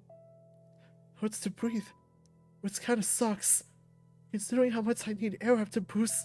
I hear someone sobbing before I can fully register where I am. Please, please wake up. Bruce?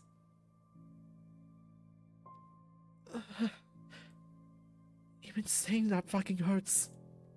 My cough, which proves to be even more painful. Holy shit. Sam. My vision blurs. It clears as I start to breathe more. I see Bruce, hugged over in front of me. Bruce? I don't even have time to fully see what happened, but Bruce pulls me into him in a hug. He's sobbing. I'm sorry.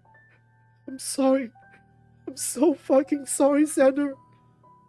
He's so big and heavy, but right now, he's trying to be careful not to lean onto me too much. Every sob shakes the both of us. I wrap both my arms over his back, or try to at least, and hold him as he cries. I'm sorry. I'm sorry. I'm sorry. I am too, and I'm tired of fighting. If Redline were here, he would find a way to lighten the mood. But he's not. All we have right now is us. We hold each other and let our sorrow find its home. I hate seeing him so sad.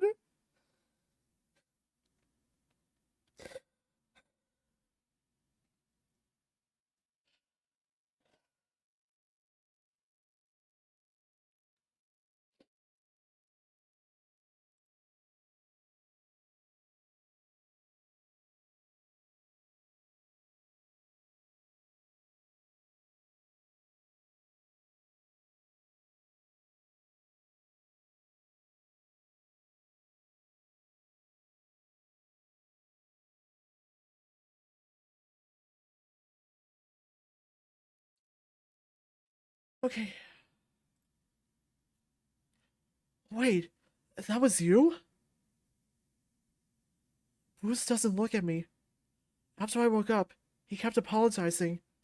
I was only out for a few seconds, according to him. We moved to his bedroom. I figured getting away from the room that he struggled me in would help get his mind in order. We sat down, and Bruce told me everything. About his parents, about the reason he did what he did. He was shaking the whole time. I remember hearing about that when I was like 9. My parents couldn't imagine something like that could happen the next town over. He had this weird fascination with telling me about gruesome deaths. Pretty fucked up for a kid to hear that. Well, it's pretty fucked up for a kid to have to go through that. I'm so sorry, Bruce. It's fine. I mean, fuck, it's not. But, you know, tragedy plus time. I don't think it's very funny. Yeah, maybe another 10 or 15 years. When I heard about that, I thought that only the dad died. He sighs through gritted teeth. Yeah, he did. Mom actually made it through, but she was different. I don't blame her. He fucked her up bad. I always heard them yelling at everything, but I guess I thought that's just what adults did, that they'd be all better after that. Obviously, I know better now. He takes a second before continuing. Mom's alive. I can't see her anymore. Took her to the hospital. She was silent the whole time, like she was just waiting for it to end. Anytime we talked, she'd barely respond at all. Never looked me in the eye, flinched when I moved too quick. She was scared of me, and for good reason. I looked too much like my dad. So I promised I'd never put her through that again, and I left. I don't know what to say. She's living with a family friend. I send them money for rent and things every month so she doesn't have to work. I'm sorry. It's the least I could do for her after everything she tried to do for me. He's providing for the only person that cared for him. He can never see her again. Maybe it's his own form of penance. Bruce clears his throat. Anyway, I got off on self-defense. Police saw the state of the house, the state of my mom. The scratching all over the walls helped my case, which, hey, boy for me, right? His claws scrape against his arm, and it looks like the skin is about to break. I gently place my hand over his, and the scratching stops. Sorry. So, you and your mom survived. How did you get by? I did what I do best, I guess. Alright, everyone! That's another win for Rex the Reaper! That's 5 in one night. If you bet against him, you're just plain stupid. But maybe, just maybe, your luck's about to turn around.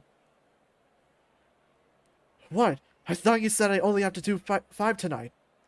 Is there anyone out there that's brave enough to take down the Reaper? Come on, he's all warmed up for you. Just one more. I'll do it. The audience went quiet, all staring at this newcomer. Alright, now we're talking. You boys get accustomed while I get you a raver. The sleaze-bagged announcer strolled off to his office, a dimly lit space sequestered in a corner of the underground room. Oh, third person. Bruce scowled, staring the old man down.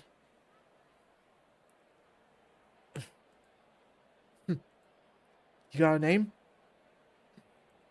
Rex. The two men spoke under their breath. You got a real name? Not one I can just give out.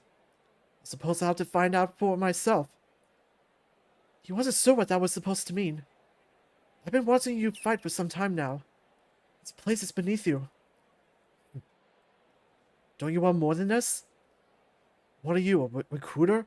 Nick will kill you if he hears you trying to scalp his boys. Not his boys.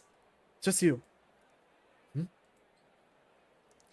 not here for the hell of it. I entered because there's no other way I could have reached you. You might want to rethink that. I ain't exactly allowed to throw fights. Oh, I have no intention of letting you. The old man stripped his tank top off, revealing a powerfully toned body underneath. At the very least, consider this an interview. It could prove to be a good opportunity for you. Your name in lights, free room and board, healthcare. And if I turn it down, then you can spend the rest of your life underground, finding drunks and licking your wounds. The younger man wiped the cut off his cheek. The last fighter had done some damage, and it was still bleeding. Think on it. Bruce's boss returns with some papers and a pen. Alright, I got your standard legal papers. You can't sue if you die, yada yada yada. Just sign here, mister. He takes the pen and scribbles his name down. Harvey. That doesn't sound too scary. I got you covered. Alright, fellas, last fire of the night. Grandpa Gray is here to put Rex to bed. Bruce and Harvey both glare at the announcer. I got 200 on Grandpa. 50 on Bruce. No, 75. The announcer collects the bets while his fighters move to their corners. Bruce feels conflicted. Most fighters down here aren't really in any shape to be fighting. People come here because they have nowhere else to turn. Harvey's right. Bruce is overqualified for a place like this. Finding an illegal fighting ring is hard enough to do, let alone finding one that provides an actual challenge. Bruce is here 4, sometimes 5 nights a week, tapping his knuckles up and breaking them over some poor sap's jaw. Between that and working out at the gym, he's barely able to make rent on time. At least he has a home, a community. He should be grateful for that. Confined in his dingy, dirty cement prison, hiding his life away from everyone on the surface, he's among his own kind. Big, dumb, violent brutes. That's all he is. That's all he knows. And that's all he'll ever be. And now some stranger comes down and offers him an out? It's too much to bear. You boys ready? The two men glanced at the announcer, then went back to stare at each other. Let's get it on! You fought the commissioner? Yep, a few years back. My first introduction to Fang.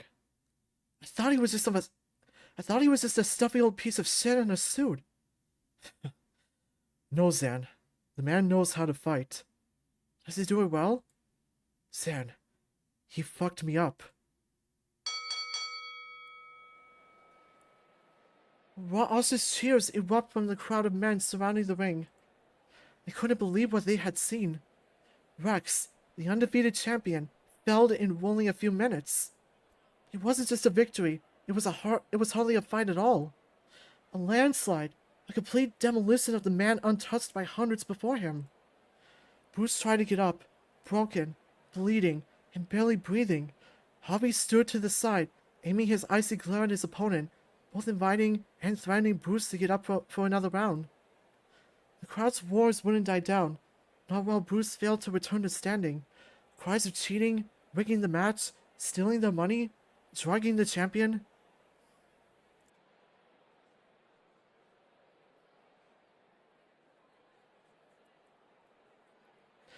Not that Bruce could hear any of it. His head was pounding, vision blurred, nose bleeding, no, broken, by the looks of it. His ribs too, probably. He's choking on his own blood. Nobody bothered to help him after he dropped. Bruce fights through the pain, the daze, the confusion, the misery, and hacks up a lot of blood, making sure to breathe through his mouth. His attempt to prop himself up on all fours fails quickly, the beast collapsing in his own pile of blood. The crowd goes wild. Harvey says nothing, simply staring into the crowd as the announcer raises his tapped-up fist in the air, basking in his victory. Bruce stops, scratching his arm. It was a wake-up call. I was a big fish in a little pond, knocking heads for scraps and pennies, all while there was a whole other world I couldn't even consider. I mean, Fang's been around for a while. Of course, but come on. Do you really think some dirt-poor dad-murdering dropout like me could ever hope to amount to shit? I just sorta gave up. I was taking scraps because that's all I deserved. But Harvey, I don't know. He saw something in me. And it was the first time I felt like I'd been seen in a long time. All those freaks in the crowd, they didn't see me. They saw Rex. They saw a big, stupid, mean monster. Harvey saw I had skill, potential. So he helped me out. Gave me a place to stay. Free room, free food. All I had to do was show up and fight people. And I was already good at that, so becoming champ just sorta happened naturally. Shit, no, not. That makes me sound like an asshole. I always feel like I never earned it, like I never worked hard enough for it. Was just in the right place at the right time. He looks ashamed. But, yeah, that's my story. The commish, Harvey pulled me out of a shit life and gave me this new one. A better life. Not even sure if I can call it that anymore, though. It's the same shit, different coat of paint. I'm still trapped on the ground. I'm still fighting men that don't stand a chance. No offense. None taken. I'd still make a fraction of what I'm worth. At least a fraction of the money we rake in. All while my boss keeps the rest of it for himself. Only difference is the legality. Now I don't have to hide who I am. But you still do. I mean, you spent the last few months making a scene whenever we were in the same room. And you always played up that big mean monster persona in our fights. I had to keep up appearances. So you're still hiding who you are. Come on, Bruce. That isn't you, and you know that. You always talk about how much you hate being a big, dumb monster, but that's all anyone knows you as. Because I have to. He yells the words, and takes a second to breathe. He's not angry or aggressive, just sad. It's all I have. I can either scare people off, or I can pretend I'm not some weird, lonely freak who's trying too hard. And I didn't want to look as desperate as I was. So I figured that if everyone was going to be scared of me no matter what I do, I might as well own it. Lean into it. At least now I can control how they hate me, and how much they respect me. Guess that's kind of fucked up when I say it out loud, huh? Harv said I needed to be tough. These people are ruthless, dangerous, so I try to beat them at their own game. When they all look at me like I'm going to kill them, it felt so right. It felt like I belonged. Bruce is crying. He grips his wrist and squeezes. Looks like it hurts. But I am so fucking sick and tired of feeling like this. I don't know how to stop. I'm sorry. I had no idea you were hiding so much. It's better this way. None of these people need to know who I am. Some stupid, broken, gay freak. I mean, shit, I can't even do that part right. What part? What part? He shudders. I have to stop him from clawing up his arm. The gay part. I'm Stan. Oh. Every guy I've tried being with wants something from me. I could never make it happen. They tell me it's all fine, that I'll get used to it. Then when I can't, they get pissed and leave, and then I'm alone again. Rinse and repeat. Bruce sighs and put his face in his hands. Sorry.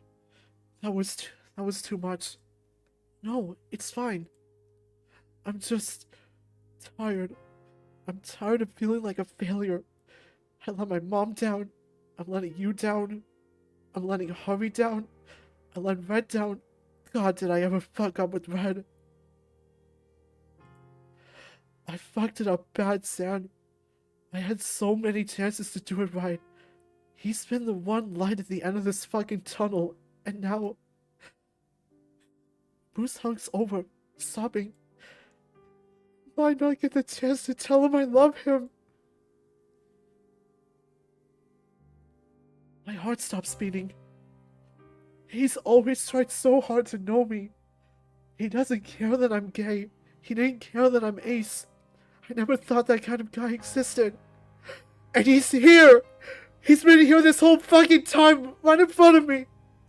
I was too busy pretending to be an asshole to protect my stupid fucking ego!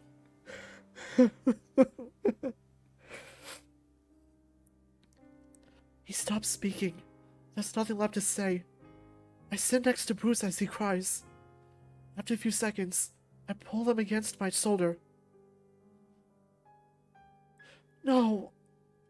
No more drama. We gotta support him. I love Redline too, but now is not the time to bring that up. I know what you mean. Red's amazing. And I'm sure he's going to pull through this. And you'll be able to tell him... I take a deep breath and let it out. Tell him everything you need to. Without warning, I'm pulled into a hug. Bruce's face leans into my chest, and I do my best to wrap my arms around his broad back in return. His breath is shaky. He'd probably be crying, but I think we're both all cried out at this point. I'll tell him everything. I never want to keep anything from him anymore. You and me both. We owe a lot to Redline. When he pulls through, let's do something nice for him. Maybe get him something nice, like a water bottle. He's crazy about those things. I don't think we'd have to try very hard to make him happy. All the more reason to really do something nice. Make up for lost time. Make up for everything. I don't think there's anything we can do to make this better. But we have to do something. We have to make sure this doesn't ever happen again. How would we do that? Talking to Harvey would be the first step, but he's out for a week. Just in time for our fight. Yeah, that too. Bruce takes in a deep breath and lets it out. His hand reaches to mine, and he cuffs my wrist. It's firm, but he's not hurting me. I watch as Bruce looks around his room, and looks to the ceiling, closing his eyes. His thumb caresses my wrist. It's slow. Tender. Scared. Okay, I know what we can do.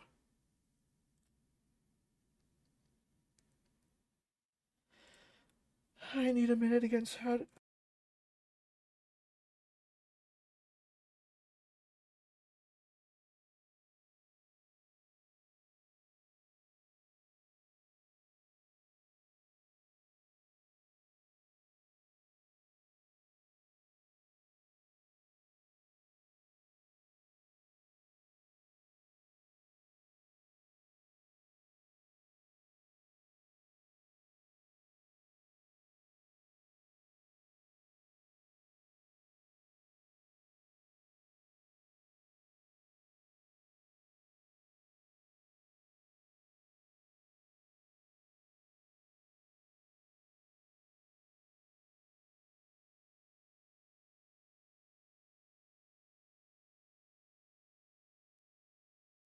Okay, I'm back. You strangled him. I did. I'm fine, Drayden. You. Bruce and I are seated in Drayden's office. I spent the night in Bruce's apartment. It was late, and we both agreed we didn't want to be alone after watching what happened to Redline. I know how it sounds. I lost control, Drayden. I don't have an excuse for what I did. I acted out after emotions ran high, and I hurt Zander. Okay? I'm telling you this to own up for my actions. Do you need to run any tests on or scans on him? Make sure his thoughts all normal? Drayden makes an annoyed sound. Ideally, we would have done that last night, immediately after you strangled Zander. Drayden. So waiting half a day before coming to me was not just irresponsible, but incredibly dangerous. Right. I will be writing this up and reporting you to the commissioner. Understood. Though he is out of town for a week. That... Damn it. Fine, whatever. Are you okay, Zander? I was shaken up, but I feel better now. It stung for a little bit after. I guess it didn't really strangle me for long. Drayden holds his temple with his fingers. That doesn't make it any better, Zander. Bruce. Yeah? I'm signing you up for mandatory anger management courses. Thank you. I don't ever want something like this to happen again. Drayden stops writing for a second, and continues writing. Could I, get some therapy sessions too? I know it won't fix everything, but it seemed to help Zan and Red, so... Of course, Bruce. I'd be happy to schedule you some sessions. I'll give you a call after this to set something up. Is there any more assault that I should be made aware of? No. There's a beat of silence. Then Bruce speaks up. How is he? Drayden looks down. He's stable. That's good, right?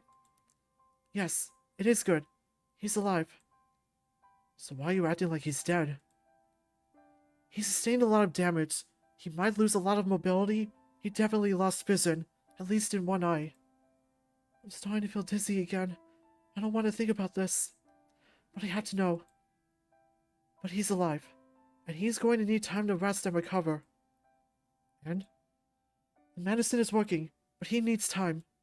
The amount we have to use to keep him afloat induces a pretty deep sleep. So he's in a coma. Medically induced, yes. Claw tests through the fabric of lining Bruce's armrest. Looks embarrassed. Thank you. Of course. And thank Kane, the surgeon. If you see him, he's a miracle worker, I swear. I will. We sit in silence for a few seconds, and Drayden speaks up. Zander, if I could speak to you privately for a moment? What about? Bruce. Someone knocks on the door, and Bucky leans inside. Hey. Oh, sorry, was I interrupting? No, I was hoping you could be here. Should I leave? I think in the interest of Zander's safety, yes. No, he didn't. Lamp shakes his head, standing and stepping towards the door. No, I get it. It's fine. I'll see you later then. I'll see you later then? Yeah. With Bruce gone, Bucky stands in front of the door, his arms crossed. I want to give Bruce a big hug so badly. So what happened? I sigh. Bruce strangled me last night. Yeah, I heard. Was there any more to that story, or was he just doing that for the hell of it? We went back up to his room after Redline's fight. I said something that set him off, and he snapped and attacked me. It was only for a few seconds, and I feel fine now. I already spoke to him about anger management, and then he offered to have some therapy with me. Normally something like this gets reported immediately, but the only one with firing power is the commissioner. Don't we have an HR department? Well, yeah, we do, but for Bruce, everything has to go through the boss. Wait, you're going to fire Bruce? They both look at me like I'm crazy. Okay, maybe it was a stupid question. Zander.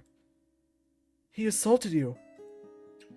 Like, not even just a petty scrap. He could have killed you. But he didn't. How kind of him. I mean, you're right, it was dangerous. But how is this any different than the fighting that we're doing in the arena? Because that's sanctioned. Is it legal? Is Cole getting in any trouble for what he did to Redline? The silence is satisfying? Disheartening? A little bit of both. Of course he is. He went too far. And where is he? We can't find him. What the fuck? He's just gone? Well, no. He was taken out of the arena by the guards, and then... Yeah, he's just gone. I can't get a straight answer out of any guard. None of the coaches have any idea, and with the commissioner out... Bucky sighs and drops into a chair, holding his head. I feel like I'm going crazy, Zander. I didn't see it before, but it's clear now that he's exhausted. His hair and fur are messy, the bags under his eyes have gone dark, and now he's dropped that casual vibe he always carries. Redline almost got killed last night, and nobody can tell me anything. And now you're getting strangled by the champion, and I'm just... lost. I was supposed to train you both up. I was supposed to make you able to defend yourselves. Drayden and I wait while he takes time to breathe, clearly on the verge of tears. I'm sorry. I reach an arm across his shoulder and he shakes his head. No, I'm sorry. I let this go too far. I knew this whole thing was wrong. I should have stepped in sooner. I should have said something. I thought I could just do my job and make you strong enough, but nothing could prepare you for this. He looks at me. So I'm putting a stop to this. No more fighting with Bruce. When the commissioner gets back, we're doing whatever it takes to get you out of here safely. That would have been nice to hear a few months ago, Bucky. But then we would not have formed bonds with you, Drayden, Bruce, and Redline. You're right. You're absolutely right. I thought I could just help you push through and everything would work out. I was scared of losing my job if I kept speaking up. But I'd give up anything to make sure that this never happens again. So no more fighting. When the commissioner comes back, we're marching in there and stopping this for good. But what else can we do? He's already threatened my job, and if you try anything, he'll just fire you. I don't care. Losing a job isn't going to change anything. And besides, we need you here. These men need a good, positive influence, and you're the best coach we have. Bucky swallows, looking away. Bruce already said he won't hurt me, not in a fight. And last night was... Look, I know what happened. I know he hurt me. Tension's ran high, and I said something awful. I can forgive him for his actions without forgetting what he did to me. He's already carrying a lot of guilt, clearly. Doubling down on it isn't going to help him.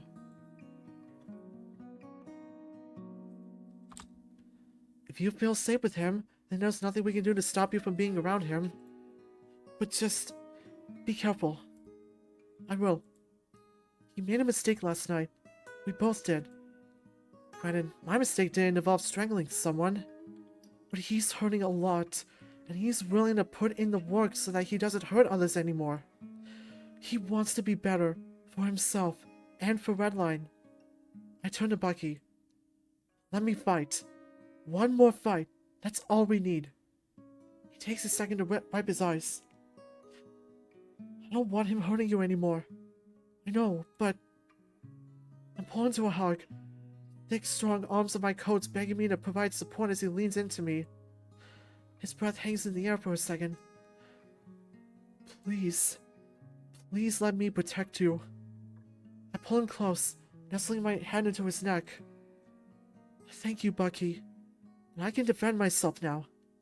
And I definitely wouldn't have survived this long if it wasn't for you. He starts to break. I'm sorry, Zander. It's okay. You believed in me.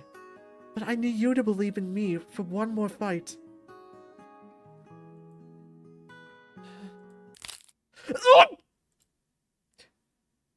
The massive arms binding me start crushing me. The massive arms binding me starts crushing instead. My smaller body completely overpowered as he pulls me close. Anything you need, I'll do it for you. I'm following your lead. The hug breaks, and I can finally breathe again. It sounds like we've got our work cut out for us. You two have a fight to get ready for, and Bruce and I have some meetings. Are you gonna need anyone here for those anger management thingies? Well, normally we have security nearby for those sessions, but I have a feeling we won't need one. Zander trusts him, so do I. So I do too. I appreciate that, Drayden. He smiles and nods. Let's get to work.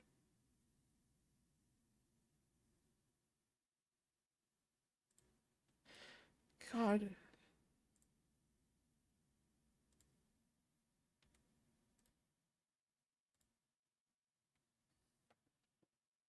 Okay, normally I would go on for another hour, but that was the most overwhelming, most emotional part of the Undefeated that I feel like I kind of wore out my voice. And I did look ahead on what's to come, and there's like another 3 hours of this story, and I want the last 3 hours of this to be on its own stream. So, yeah, we're gonna end it at that.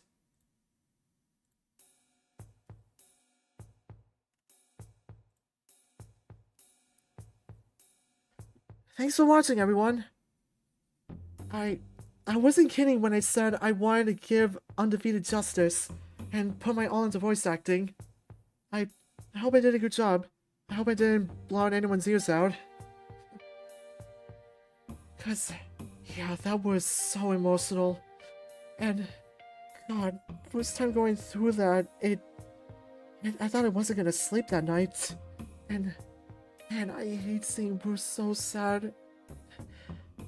Man, Redline, Bruce, and Zander, they all had shitty lives.